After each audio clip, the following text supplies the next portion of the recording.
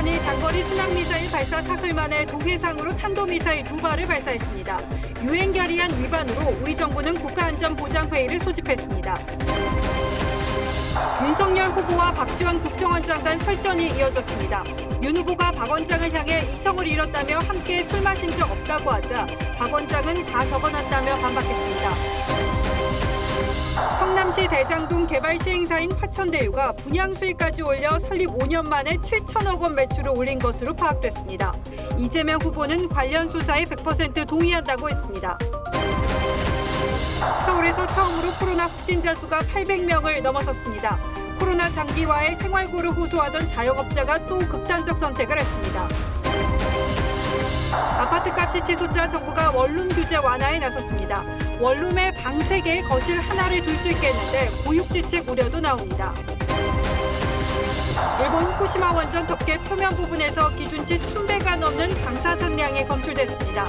원자로 정지 작업은 더욱 힘들어질 전망입니다. 메타버스가 디지털 시대 신산업으로 부각되면서 기업은 물론 정부도 집중 투자에 나서고 있습니다. 18개 정부기관은 메타버스로 합동회의를 열었습니다.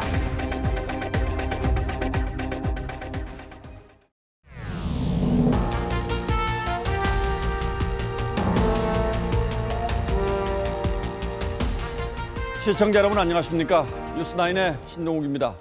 북한이 순항미사일을 발사한 지 사흘 만인 오늘 동해상으로 탄도미사일 2발을 또 발사했습니다. 이건 순항미사일과는 다른 명백한 유엔 결의안 위반입니다.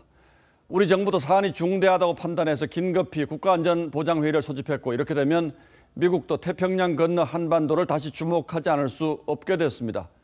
북한의 전형적인 노림수죠. 미국의 새 행정부가 들어선 지 1년이 다 돼가는데 아직 손을 내밀지 않고 있는 데 대한 북한 나름의 의사표현이라고 봐야 할 겁니다. 임기 마지막까지 북한과의 대화 희망을 버리지 않고 있는 문재인 대통령의 머릿속도 복잡해질 듯합니다. 먼저 윤수영 기자가 보도하겠습니다.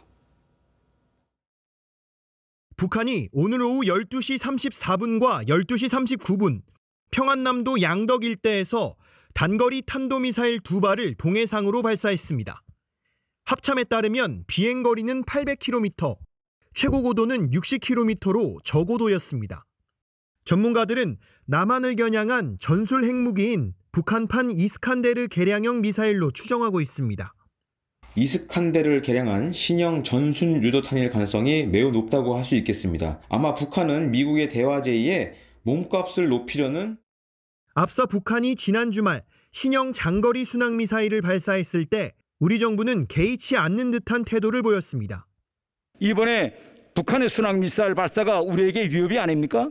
유엔 안보리 결의를 위반한 것은 아니기 때문에. 하지만 이번 탄도미사일은 유엔 안보리 결의 위반입니다. 청와대는 문 대통령에게 보고한 뒤 서훈 안보실장 주재로 NSC 상임위를 열었습니다. 전문가들은 북한이 미국과의 협상력을 키우는 과정으로 분석하고 있습니다. 일단 도발을 통해서 미국을 움직이는 것이 중요하다고 판단을 했습니다. TV조선 윤수영입니다. 그런데 마침 오늘 왕이 중국 외교부장이 방문해 문재인 대통령을 만났습니다. 한국과 미국이 가까워지는 데 대한 견제의 목소리를 분명히 냈고 특히 미국이 주도하는 군사동맹체인 파이브 아이즈에 한국이 가입할 가능성에 대해서는 예민한 반응을 보였습니다. 북한이 다시 미사일을 쏘고 우리는 미국과 중국의 힘겨루기에 줄타기를 해야 하는 엄중한 외교적 현실이 닥쳐오고 있습니다. 하지만 문재인 대통령의 현실 인식은 그다지 달라진 것이 없어 보였습니다. 권은영 기자가 그 이유를 설명하겠습니다. 10달 만에 서울에 온 왕이 부장은 한미 관계 강화를 견제하기 위해 방한했다는 걸 숨기지 않았습니다. 我也认为完全是一个冷战时期的一个产物，早已落后于时代了。 파이브 아이즈는 미국이 주도하는 글로벌 첩보 동맹으로 냉전 시대에는 소련, 최근엔 중국을 겨냥하고 있습니다. 지난 1일 미 하원 군사위가 파이브 아이즈의 한국, 일본 등을 참여시키는 국방 수권 법안을 처리하자 중국은 크게 반발하고 있습니다.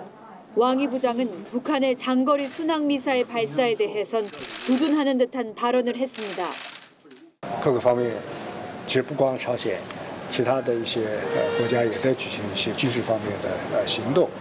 우리 정부는 중국 측의 한반도 평화 프로세스 지지를 요청했습니다.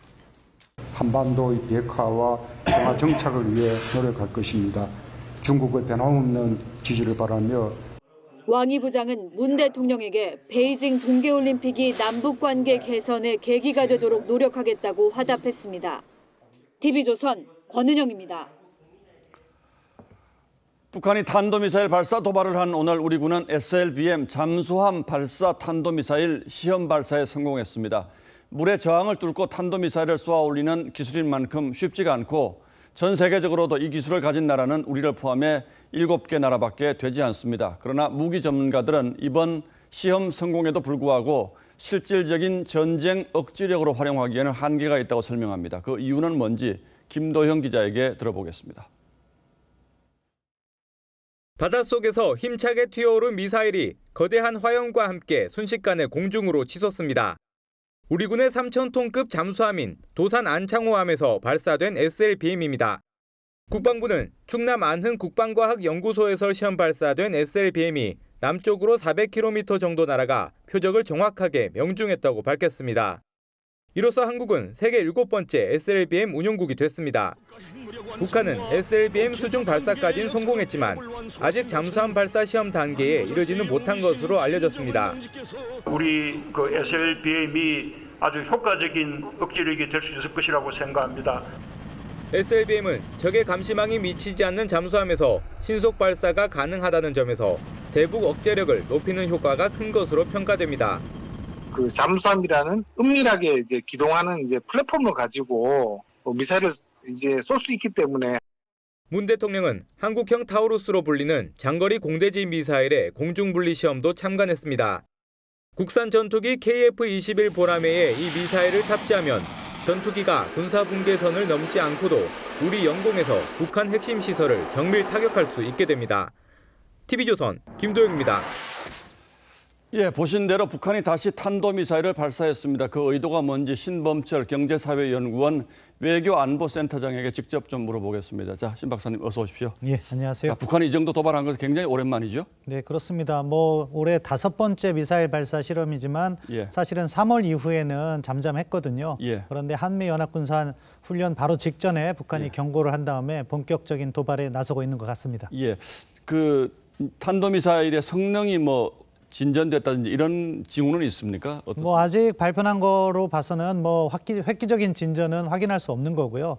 다만 이렇게 단거리 미사일을 여러 차례 실험을 함으로써 실질적으로 2018년 이후에는 단거리 미사일에 방점을 두고 북한이 개발을 하고 있는 것 같은데 이렇게 반복된 실험은 결국 정교함을 높이기 때문에 우리에겐 더더욱 위협이 되겠죠.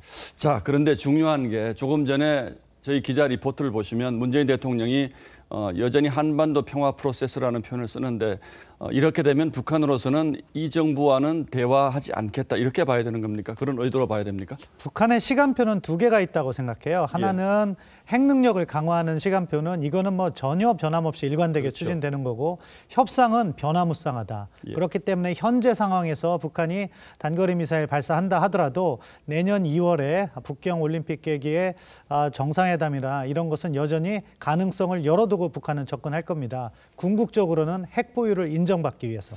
자, 그런데 저희도 이제 북경 올림픽이 대화의 계기가 될 것이다라는 기대감이 있다 이런 말씀을 여러 차례 드렸는데 얼마 전 IOC가 북한을 제재해서 북경 올림픽 참가 못하게 했다 이런 보도가 있었잖아요. 가능합니까 그래도? 예, 번복이 되면 가능한 것이고 결국 올림픽이라는 것이 세계 평화를 위한 것이고 주최국인 중국이 그것을 요청한다면 가능할 것으로 보입니다. 왕이 외교부장도 관련 가능성을 갖다 언급한 바도 있거든요. 예, 그 명분은 만들기 나름이다. 이제 이런 뜻일 테고. 자, 미국으로 좀 넘어가 보겠습니다. 지금 바이든 행정부가 출범한 지가 벌써 6개월 이상 지났는데 원칙적인 얘기만 하고 북한과 어떤 구체적으로 좀 대화에 다가서려고 하는 노력이 별로 안 보이지 않습니까? 거기에 대해서 북한이 좀 초조해하고 있는 것으로 봐도 된다. 그렇습니까? 그렇죠. 북한 입장에서는 미국을 움직여야 되는데 바이든 행정부가 어떻게 보면은 북한을 상대하기에 최적화된 외교를 하고 있는 거예요. 바이든 행정부가 트럼프 행정부처럼 압박 일변도로 나갔다면은 국제 여론이 북한을 이렇게 응원하는 목소리도 중국과 러시아에서 나오게 돼 있는데 지금 바이든 행정부는 외교를 하겠다 이렇게 이야기를 하고 있잖아요. 그렇기 때문에 북한으로서는 도발의 명분도 줄어들고 있는 거죠. 그러면서도 바이든 행정부는 대북 제재를 철저히 유지하면서 북한의 변화를 근본적으로 견인하려고 하기 때문에 지금 북한 입장에서는 상당히 초조하다 이렇게 볼 수 있겠습니다. 이런다고 제재를 좀 완화시켜주거나 이럴 가능성은 없는 거죠? 예, 아주 일관되게 제재만큼은 북한의 실질적인 변화가 없다면 유지하겠다 이런 이야기를 하고 있습니다. 인도적 지원과는 또 차원이 다른 거기 때문에 북한으로서는 제재 완화가 돼야지 사실상 핵보유국으로 갈 수 있는데 그 부분은 바이든 행정부가 꽉 틀어잡고 있기 때문에 상당히 어려움을 겪고 있다 이렇게 평가합니다. 올해 북한의 경제난이 상당히 심각하다 이런 얘기도 있는데 그것과 이번 미사일 발사와도 관련이 있다고 봐야 됩니까? 뭐 아무래도 북한이 내부 상황이 어려우면 도발을 통해서 극복해온 과거 전례가 있거든요. 따라서 무관하다고는 보기 어렵고 지금 북한으로서는 지금 당장 9월 달에는 도발을 하지만 10월 이후에 과연 북중 관계를 어떻게 가져갈 것인가 국경을 개방한다면 중국으로부터 식량 지원 같은 것은 충분히 올 수 있거든요. 그런 조금 더 긴 안목에서 북한은 접근을 한다. 따라서 우리 정부는 이 평화 프로세스라는 이름으로 너무 북한의 행동에 일희일비하고 있는데 그런 자세를 버려야 된다고 생각해요. 조금 더 긴 안목으로 봐야죠. 자, 마지막 질문 하나 드리겠습니다. 대개 한미 정상회담이라든지 한미 외교장관 회담 이런 게 열리면 북한이 도발을 하는 경우가 있는데 오늘은 왕이 중국 외교부장이 지금 와 있단 말이에요. 이때 도발하는 거는 어떤 의미로 봐야 됩니까? 북한으로서는 중국은 이미 미중 전략 경쟁으로 인해서 북한의 전략적 가치가 높아졌기 때문에 이런 단거리 도발 정도로 북중 관계가 나빠지지 않는다는 판단을 한 것 같습니다. 그렇기 때문에 과감하게 도발한 건데 중국 입장에서는 약간 뒷맛이 씁쓸할 것으로 생각합니다. 여기서 미국이 아무 반응 보이지 않으면 더 강한 도발도 할 수 있겠습니까? 가능성은 열려 있는데 이제 김정은도 고민을 하면서 선택을 할 거예요. 계속해서 더 강한 도발로 가면은 북중 교역도 어려워질 수 있고 새로운 제재가 가해질 수 있거든요. 그러면은 이 하반기를 대결 구도로 갈 것이냐 아니면은 이 정도 도발을 하고 분위기를 전환해서 내년 2월 북경으로 가는 길을 열어갈 것인가 이 점을 우리가 잘 관찰해야 되는데 중요한 것은 김정은의 두 가지 시간표에서 핵능력 강화만큼은 일관되게 이어지고 있다는 점에서 우리가 북한의 위협을 절대 간과해서는 안 된다. 그렇군요. 우리 정부가 분명히 염두에 둬야 되는 것이 이제 신 박사가 설명하신 두 개의 시간표. 북한의 의도는 하나가 아니다. 이 두 개의 시간표를 염두에 둬야 되겠군요. 예, 오늘 말씀 잘 들었습니다. 고맙습니다.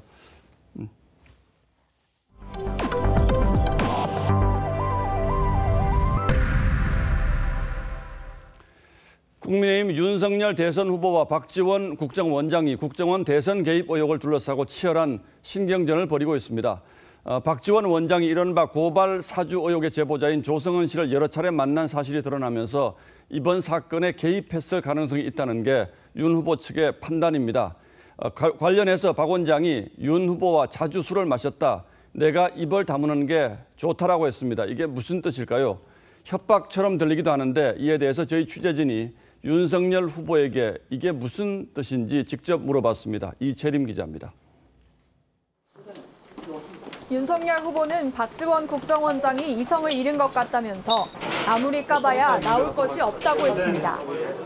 대통령 출마에 나서 후보로서 이 정부의 공직자하고 논쟁을 할 그럴 생각은 없습니다만은 좀 다시 한번 잘 생각해 봤으면 합니다.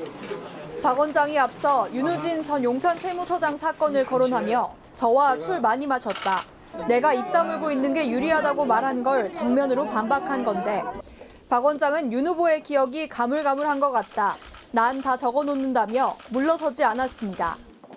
윤 후보 캠프는 박 원장의 발언이 국정원법뿐만 아니라 공직선거법 위반 소지가 있다며 오늘 공수처에 추가 고발했습니다.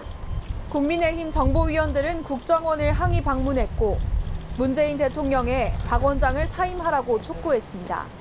정보기관 수장으로서 최소한의 품격도 내동댕이 치고 조폭과 같은 공갈 협박 발언을 하고 있습니다.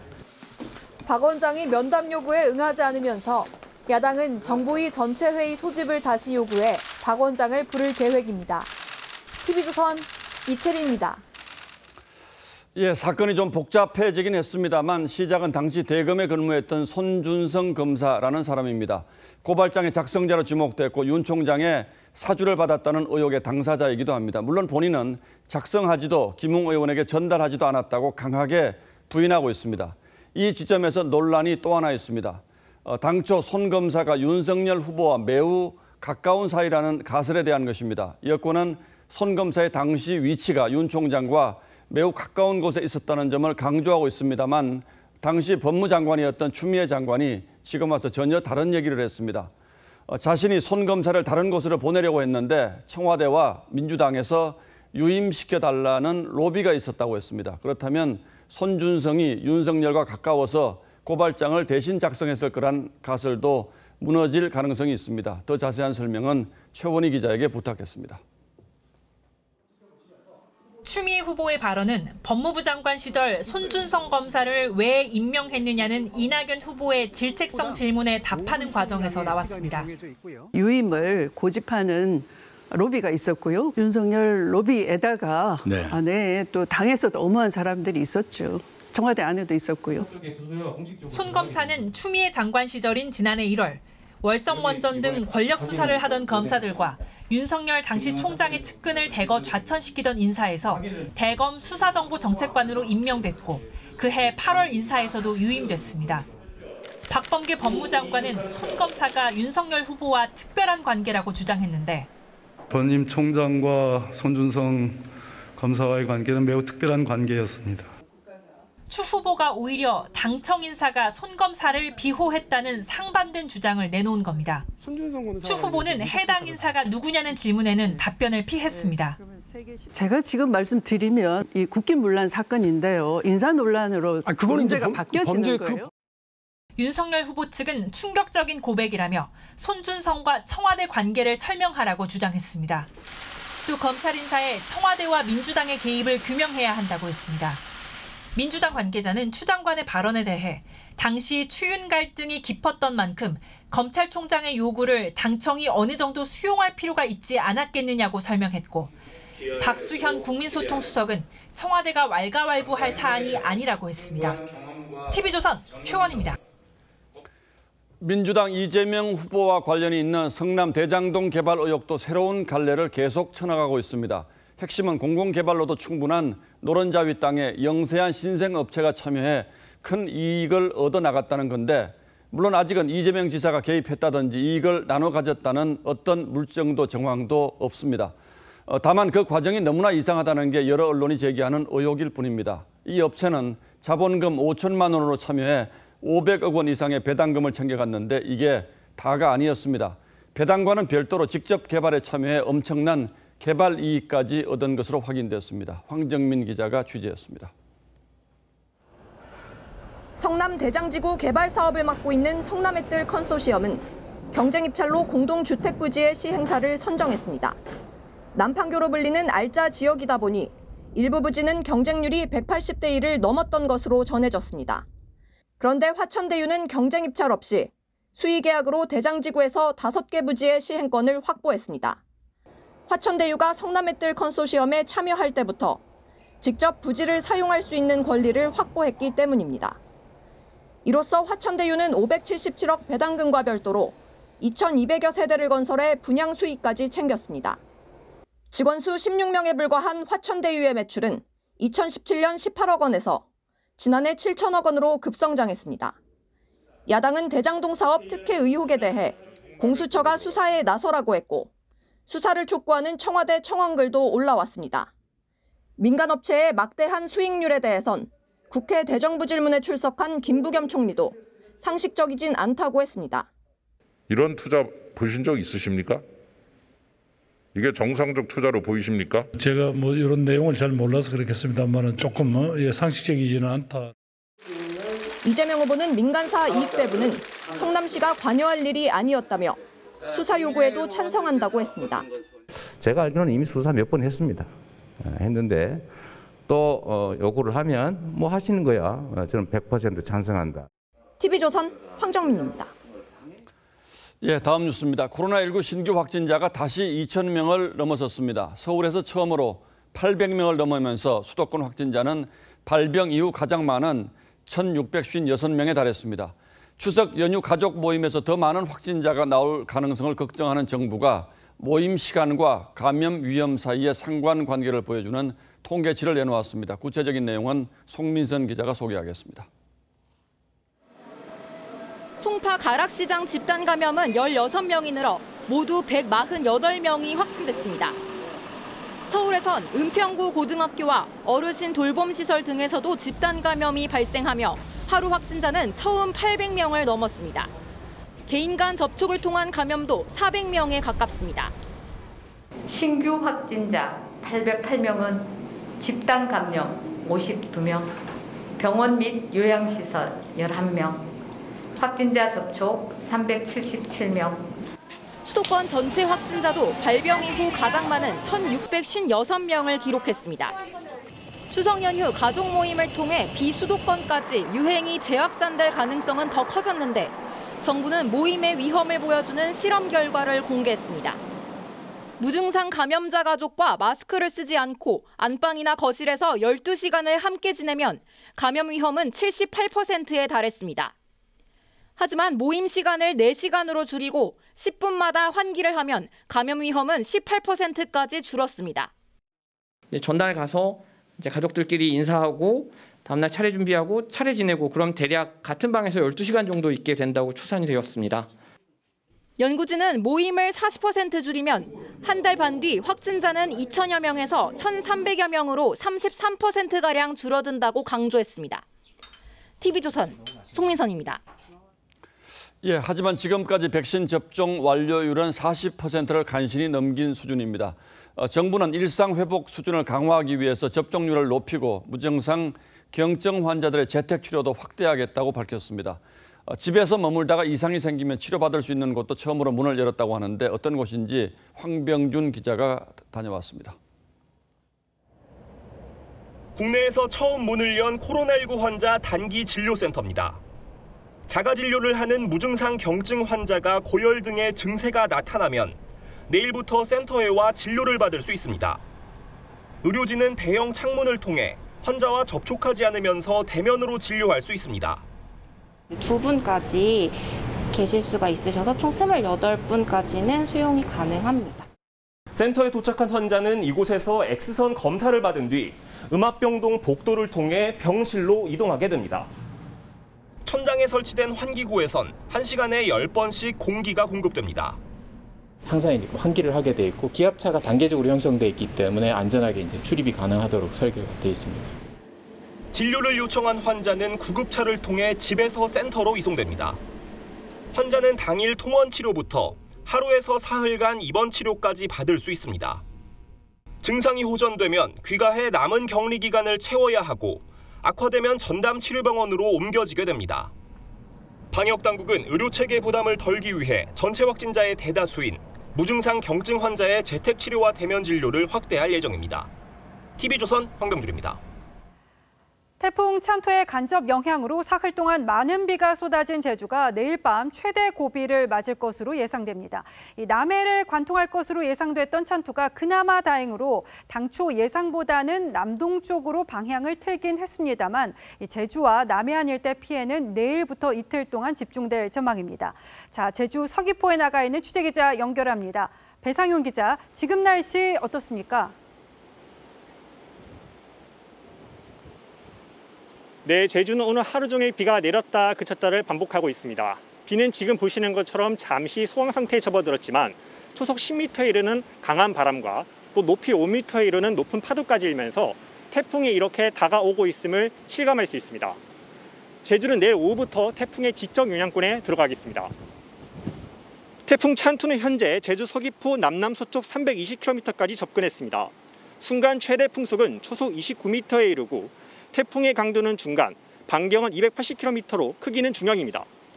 북쪽 고기압의 세력에 밀린 태풍은 제주도 남쪽 바다를 통과할 전망입니다. 모레 새벽 3시쯤에는 서귀포 남쪽 30km 해상까지 북상한 뒤 동쪽으로 방향을 틀어 모레 오후 3시쯤에는 부산 남쪽 140km 해상을 지나갑니다. 제주는 어제 태풍 찬투의 영향으로 500mm가 넘는 폭우가 내려 차량 고립과 침수 등 피해가 잇따랐습니다. 내일부터 태풍의 직접 영향권에 접어들면 이틀 동안 최대 300mm가 더 내릴 전망입니다. 정부는 오늘 태풍 위기경보를 주위에서 관심으로 격상하고 제주와 남해안에서는 집중호우와 강풍 피해에 주의할 것을 당부했습니다. 제주 법한포구에서 TV조선 배상윤입니다. 아파트 공급은 늘지 않고 집값은 치솟는 상황에서 정부가 오피스텔과 원룸형 생활주택의 건축 규제 완화에 나섰습니다. 원룸에 방 3개의 거실 하나를 둘 수 있게 되는데 고육지책 우려도 나옵니다. 지선우 기자입니다. 성격이 달라집니다. 지난달 분양을 마친 일산의 한 오피스텔. 넓은 평형은 바닥 난방이 설치되지 않는다는 단서 조항이 있습니다. 오피스텔의 목적이 업무용인 만큼 전용 85제곱미터형 이상은 바닥 난방을 불허하는 규정이 있기 때문입니다. 국토교통부는 11월부터 이 허용 범위를 넓혀 오피스텔 전용 120제곱미터형까지 바닥 난방이 가능하도록 하고 원룸형 도시형 생활주택 최대 면적도 전용 50제곱미터에서 전용 60제곱미터까지 확대해 방 3개에 거실 1개까지 만들 수 있도록 했습니다. 주택 공급 부족을 해소하고 3, 4인 가구의 주택 수요를 충족시키기 위해서입니다. 단기간 내에 확충되어 주택 수급 상황 개선 및 전세 시장 안정에도 기여할 수 있을 것으로 기대됩니다. 서울 둔촌 주공처럼 공급이 지연되는 단지의 분양 속도를 내기 위해 내년에나 1, 2월 정도는 할지도 모르는데요. 정부하고 분양가 협상이 안 돼서. 재건축, 재개발 공급에 발목을 잡아온 분양가 상한제 심사도 완화합니다. 하지만 이런 땜질식 처방으로 오히려 부작용만 낼 수 있다는 지적도 나옵니다. 분양가 상한제 규제가 조금 더 완화되는 것이기 때문에 가격이 상승할 가능성이 있고요. 아파트에서 오피스텔로 풍선 효과가 발현되는 부작용이 생길 수 있습니다. 이에 대해 정부는 오피스텔과 도시형 생활주택 공급이 늘어나면 시장 과열을 시킬 수 있을 거라고 밝혔습니다. TV조선 지선호입니다. 반값 중개 수수료를 내세운 부동산 중개 플랫폼 업체와 공인중개 업계 간 갈등이 점입가경입니다. 공인중개사들이 해당 업체를 고발하기도 했는데 이번에는 M1 방송인에게까지 불똥이 튀었습니다. 어떻게 된 건지 김주영 기자가 취재했습니다. 직접 공인중개사 시험에 도전해 화제를 모은 방송인 서경석 씨. 아니 세상에 민법이 지금 생각보다 괜찮아요. 그런데 최근 서 씨가 출연하는 라디오 프로그램 게시판에 서 씨의 하차를 요구하는 공인중개사들의 항의글이 이어졌습니다. 서 씨가 반값 수수료를 내세운 온라인 부동산 플랫폼 업체의 광고 모델로 활동한다는 이유였습니다. 서 씨는 계속된 항의에 결국 광고 모델 중단을 선언했습니다. 앞서 공인중개사협회는 플랫폼 업체가 매물을 독점해 생존권을 위협하고 있다며 민형사 소송을 제기했습니다. 특별한 그런 기술이 있는 것도 아니고 기존 온라인에다가 반값 중개봇으로 중개 물건을 갖다 다 매집을 해서 자기들이 물건을 독점화하는 거지. 공인중개사들이 반값 중개 광고를 하고 있는 중개업체에 몰려가 항의하면서 업무 방해로 고소당하는 일도 있었습니다. 선의의 경쟁을 하고 소비자들에게 좀 더 나은 서비스를 제공하기 위해서 가격을 내리는 거는 당연한 거 아닙니까? 생존권을 위협당한다는 기존 공인중개사들과 서비스를 개선한 것이라는 신생업체 간의 갈등이 갈수록 깊어지고 있습니다. TV조선 김주영입니다. 아파트의 경우 지은 지 30년만 넘어도 재건축 요구가 이어지는데요. 교육부가 그린 스마트라는 이름을 내걸고 40년 넘은 학교 건물을 리모델링하려고 하자 이 학부모가 반발하고 나섰습니다. 새로 건물을 지어준다는데 왜 반발하는 건지 언뜻 이해가 가지 않지만 부모들이 우려하는 문제는 한둘이 아닙니다. 오늘 포커스는 그린 스마트 미래학교에 맞췄습니다. 서울 강남의 한 초등학교. 그린 스마트 날치기 반대, 컨테이너 교실 반대, 초등학교에 난데없이 등장한 근조 화환들, 용산, 목동, 여의도 등 서울 강남북을 가리지 않고 학교 곳곳에 근조 화환이 등장했죠. 너무 속상하죠. 왜 이렇게까지 우리의 이야기를 듣지 않고 지금 즉시 처리하지 않는지. 그린 스마트 미래학교는 40년 이상 된 학교 건물을 첨단 시설을 갖춘 친환경 교육 공간으로 리모델링하는 사업입니다. 교육부는 5년간 18조 5천억 원을 들여 전국 학교 2,800여 동을 보수할 계획이죠. 아이들을 위해 좋은 환경을 제공한다는데 학부모들은 왜 무릎까지 꿇었을까? 최대 3년인 공사 기간 동안 아이들은 먼 거리 학교로 전학을 가거나 컨테이너 교실에서 지내야 합니다. 학부모들은 스프링클러 설치도 안 되고 냉난방이나 환기도 안 된다고 우려하죠. 근데 입구에서부터 눈이 조금 따갑더라고요. 창문이 없어요. 복도에 조그맣게 있는데 오피스텔 창문처럼 이렇게 30도 정도 열리더라고요. 학부모들은 그린스마트 학교가 학력 저하를 초래한다는 지적을 받는 혁신학교의 다른 이름이라고 인식합니다. 교육부는 아니라고 거듭 강조하지만 혁신학교로 선정됐다 학부모 반발로 무산된 학교가 다시 그린스마트 학교로 선정되면서 두 사업은 같다라는 인식이 확고해진 겁니다. 그린스마트 미래학교의 핵심은 교수 학습의 혁신입니다. 교육 혁신을 이끌 핵심 정책들과 긴밀히 연계하여 학부모를 상대로 제대로 된 의견 수렴 없이 통보 공문 하나로 사업이 진행된 점도 반발을 샀죠. 정말 아무것도 모르고 방학을 잘 지내다가 개학하는 날 한 어머니를 통해서 듣게 되었어요. 개축을 하기 때문에 강제 전출을 할 거라는. 조희연 교육감은 소통이 미흡해 유감이라며 엄북, 초등, 철회를 요청한 9개 교를 사업 대상에서 제외했습니다. 이에 다른 학교들도 잇따라 철회를 요청하고 있죠. 학생과 학부모의 뜻과 상관없이 그들만의 정책을 만들려다 반발을 자초하는 건 아닌지. 뉴스9 포커스였습니다. 코로나 장기화에 생활고를 호소하던 자영업자가 또 극단적 선택을 했습니다. 서울 도심에서는 더 이상은 못 버티겠다는 자영업자 시위도 이어졌는데요. 한지은 기자가 이들의 얘기를 들었습니다. 예고했던 차량 시위가 경찰의 통제에 가로막힙니다. 발언대에 오른 자영업자들의 하소연이 이어집니다. 세월 시달림의 목숨을 버렸습니다. 곳곳에서 경찰과 마찰도 빚어졌습니다. 수도권 유흥주점 업주들은 지난해 3월부터 500일 가까이 영업을 못했다며 정부의 방역규제 완화를 요구했습니다. 누구도 우리의 고통을 들어주거나 대변하지 않습니다. 살고 싶습니다. 일상으로 돌아가고 싶습니다. 당초 국회 앞에서 청와대까지 차량 시위를 계획했지만 점주들은 3차 해산 명령이 떨어진 뒤 대치 끝에 결국 시위를 마무리 지었습니다. 결혼을 앞둔 예비부부와 신혼부부들은 결혼식장 인원 제한 완화를 요구하며 거리로 나섰습니다. 왜 이렇게 눈물을 흘리면서 결혼을 해야 되고 축복받지 못하는 결혼을 준비해야 되는지. 예비부부들은 또 식사 하객이 없어도 200~300명 식대를 내야 하는 최소 보증 인원 문제를 개선해달라고 요구했습니다. TV조선 한지은입니다. 열흘 전 명절 대목을 앞두고 경북 영덕 전통시장에서 큰 불이 났습니다. 아예 재건축을 해야 할 정도여서 이번 명절은 손을 놔야 하나 상인들의 망연자실이 이어졌는데요. 컨테이너로 만든 임시점포가 시장에 활기를 가져왔습니다. 이심철 기자입니다. 시커먼 연기가 치솟고 거센 불길이 타오릅니다. 지난 4일 새벽 경북 영덕시장에서 난 불로 점포 48곳이 잿더미로 변했습니다. 큰 불이 난 영덕시장은 보시는 것처럼 폐허가 됐습니다. 상인들은 추석 대목을 맞아 이곳에서 30m 떨어진 곳에 임시 시장을 만들었습니다. 주문 제작한 컨테이너로 새 가게를 만들었습니다.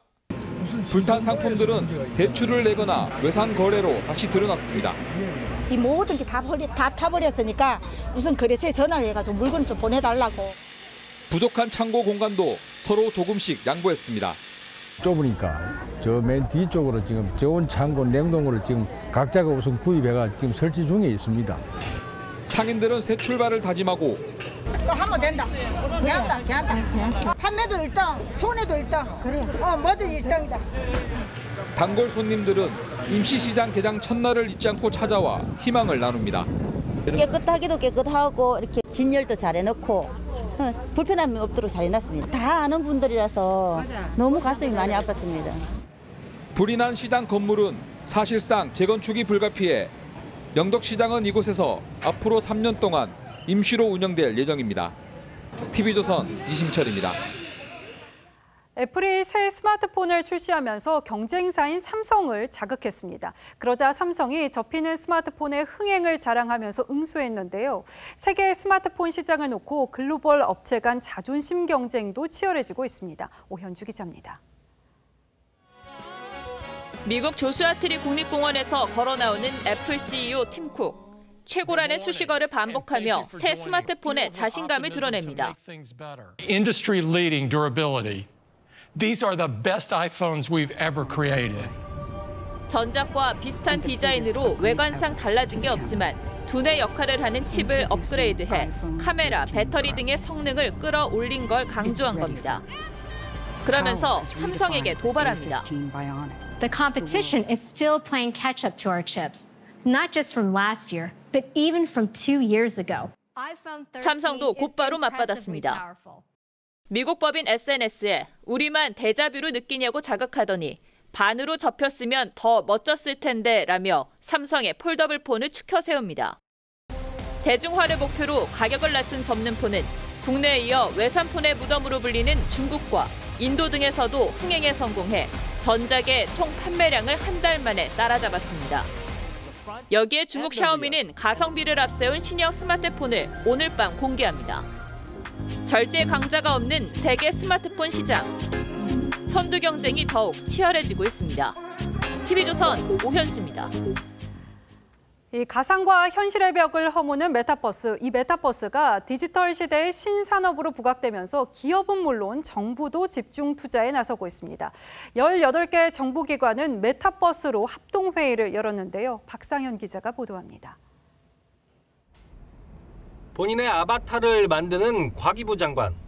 가상현실인 메타버스 회의실로 입장합니다. 메타버스에서 나누는 회의명은 디지털 뉴딜반 회의.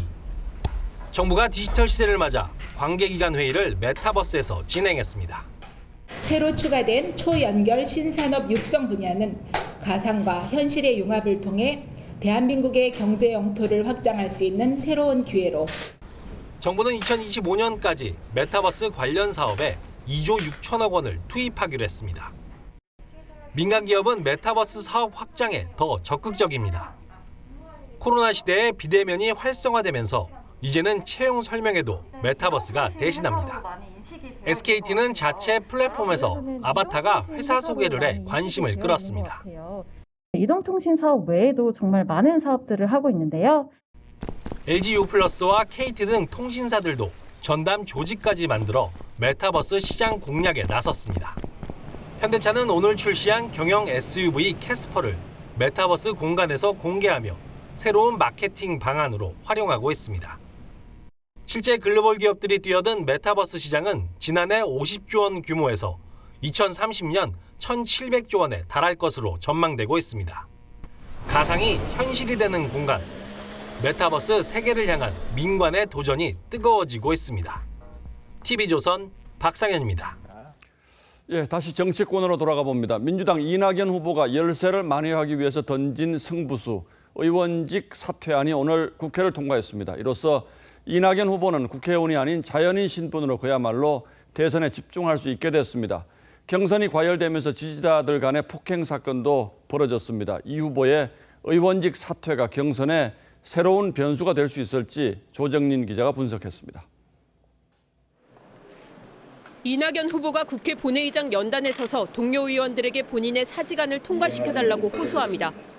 정권 재창출이라는 역사의 책임 앞에 제가 가진 가장 중요한 것을 던지기로 결심했습니다. 지역 구민과 보좌진에게 미안함을 표하는 도중엔 감정이 북받친 듯 울먹이기도 했습니다. 보좌진 여러분께도 사과드립니다. 저의 의정 활동이 여러분께는 삶의 중요한 일부였습니다. 순회 경선 초반 참패한 이후 의원직을 내려놓겠다고 선언한 지 8일 만에 찬성 151표, 반대 42표로 이 후보의 사직안은 결국 본회의를 통과했습니다.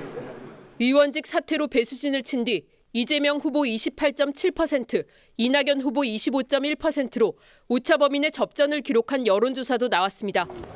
사퇴한 정세균 후보의 득표를 무효 처리하면서 누적 득표율이 이재명 53.71%, 이낙연 32.46%로 각각 소폭 상승한 가운데 오는 25, 26일 호남 경선이 향후 경선 분위기를 좌우할 것이란 전망이 나옵니다. 한편 오늘 전북도의회에서 이낙연 후보가 회의에 참석하는 도중 외부에서 이재명 후보 지지선언 기자회견이 열리자 한 시민이 이재명 후보 측 캠프 인사에 뺨을 때리는 사건이 벌어지기도 했습니다. TV조선 조정른입니다. 윤석열, 홍준표 후보 등 국민의힘 2차 경선 진출자 8명이 가려졌습니다. 경선 여론조사 결과 발표를 금지한 공직선거법에 따라서 순위는 공개되지 않았습니다. 이 8명이 내일 저희 TV조선 스튜디오에서 첫 토론회를 가집니다. 논쟁거리가 워낙 많죠. 흥미진진할 겁니다. 보도에 박경준 기자입니다. 1차 컷오프 발표 직후 윤석열 후보는 자신이 가장 확실한 승리 카드라며 승리에 대한 의구심이 있다면 믿음과 확신으로 바꾸겠다고 다짐했습니다.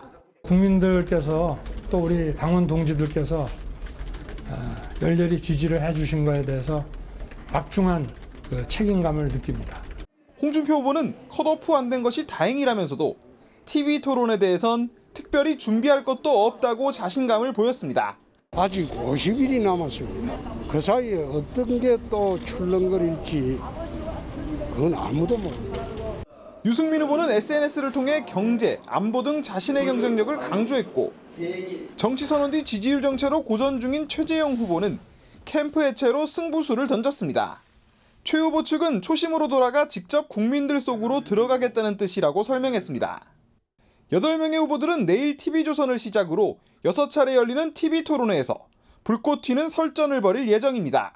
대한민국을 어떻게 이끌어갈 것인지를 국민들에게 소상히 알려드림으로 해서 희망을 갖고 용기를 갖도록 하는 그런 경선. 국민의힘은 다음 달 8일 1차 때보다 당심의 반영 비율을 높여 당원 투표 30%, 국민 여론조사 70%로 4명의 후보를 압축할 예정입니다. TV조선 박경준입니다.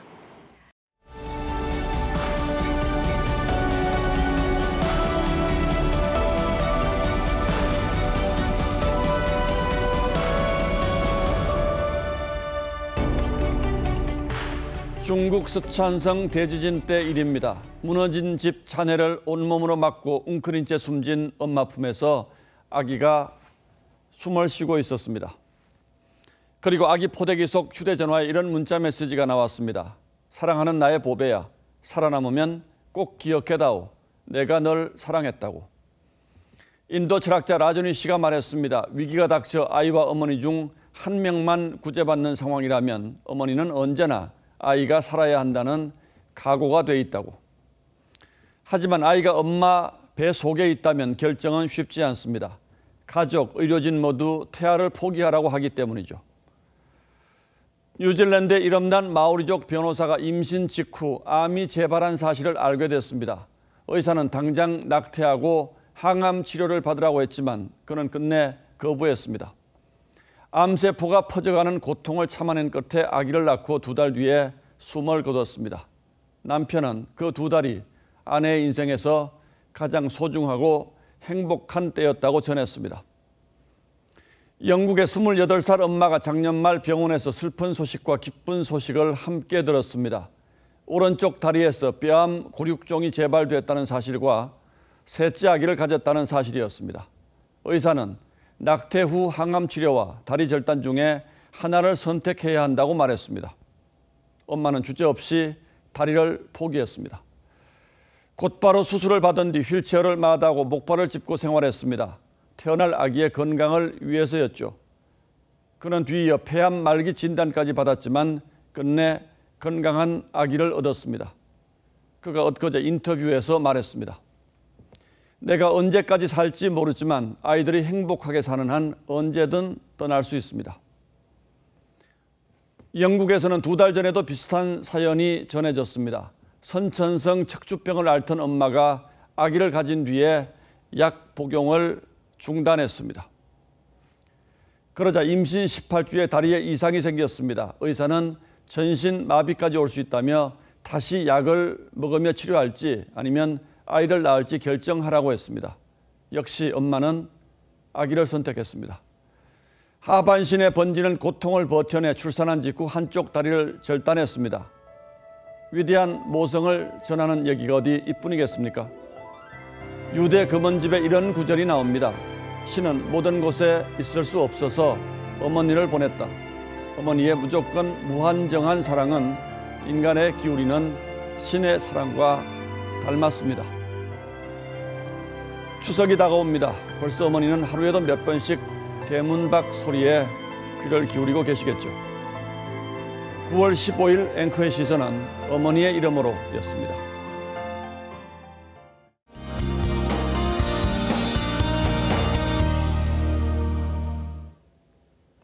태풍은 현재 서귀포 남서쪽 해상까지 접근했습니다. 모레까지 제주 남쪽 해상을 지나 대한해협으로 빠져나가겠는데요. 따라서 제주와 남부 지역은 내일부터 본격적으로 태풍의 영향권에 들겠습니다. 벌써 동해상을 제외한 모든 해상에는 태풍특보가 내려졌습니다. 제주도에는 바람이 강하게 부는 가운데 비가 내리고 있는데요. 내일부터는 특보와 비가 더 많은 지역으로 확대되겠습니다. 비는 점차 남부 지역에서 충청권까지 확대되겠고요. 모레는 전국 대부분 지역에 비가 내리겠습니다. 제주도에 많은 비가 집중되겠습니다. 이미 300mm 이상이 내린 가운데 최고 300mm가 더 내리겠고요. 중부 지역으로 갈수록 강수량은 줄어들겠습니다. 이 태풍은 비뿐만이 아니죠. 바람도 강하게 불겠습니다. 모레까지 남부와 제주 지역은 강풍 피해 없도록 조심하셔야겠습니다. 날씨였습니다. 9월 15일 수요일 뉴스9은 여기서 모두 마치겠습니다. 시청해주신 여러분 고맙습니다.